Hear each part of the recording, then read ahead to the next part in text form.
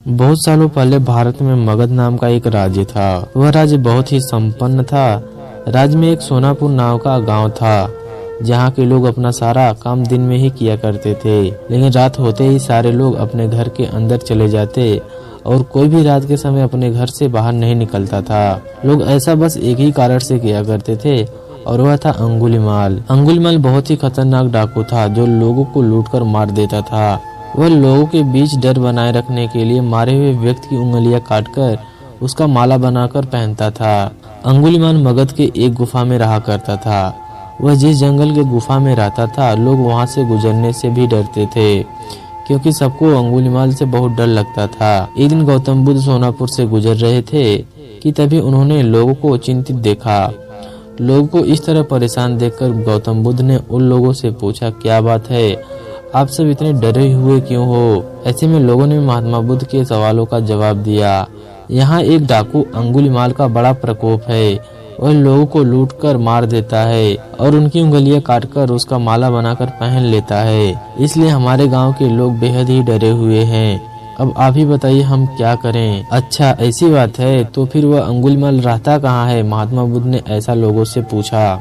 ऐसे में एक व्यक्ति सामने आया और महात्मा बुद्ध को बोला, वह जंगलों में रहता है। जंगलों के अंदर एक गुफा है जिसके अंदर अंगुलीमाल रहता है। यह सब सुन लेने के बाद महात्मा बुद्ध अंगुलीमाल से मिलने के लिए जंगल की ओर चल पड़े। सोनापुर गांव के लोगों ने उन्हें रोकने की बहुत कोशिश की, लेकिन फिर भी वह नहीं रुके और जंगल की ओर चल पड़े। जैसे ही वह जंगल के पास जा पहुंचे, तब अंगुलीमाल अपने गुफा में से निकलकर हाथों में तलवार लिए खड़ा हो गया।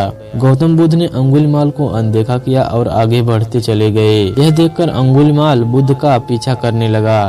पीछा करते करते अंगुलीमाल को जोर से चिल्लाकर बोला, ए सन्यासी, रुक जा। महात्मा बुद्ध ने कहा, मैं तो रुक गया, तुम कब रुकोगे?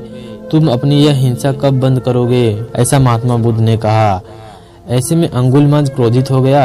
फिर उसने गौतम बुद्ध से कहा, सन्यासी, तू मुझे जानता नहीं है क्या? मैं इस राज्य का सबसे शक्तिशाली मनुष्य हूँ। फिर महात्मा बुद्ध ने कहा, मैं नहीं मानता कि तुम शक्तिशाली मनुष्य हो। यह सब सुनकर अंगुलीमाल बोला, अच्छा, अगर ऐसी बात है तो तुम ही बताओ कि मैं ऐसा क्या करूं जिसे तुम मानोगे? महात्मा बुद्ध ने कहा, तुम जाओ और उस पेड़ से 10 पत्तियों को तोड़कर लाओ। महात्मा बुद्ध के कहने पर अंगुलीमाल ने वही किया। वह पेड़ के पास गया और उसमें से 10 पत्तियों को तोड़कर लाया। फिर बुद्ध ने कहा, जाओ अब इन पत्तियों को वापस से उस पेड़ पे जोड़ दो। यह सुनकर अंगुलीमाल अचंभित हो गया और उसने महात्मा बुद्ध से कहा, एक ऐसा बेहुदा मजाक है, भला कोई पत्तियों को तोड़कर वापस पेड़ में जोड़ सकता है क्या?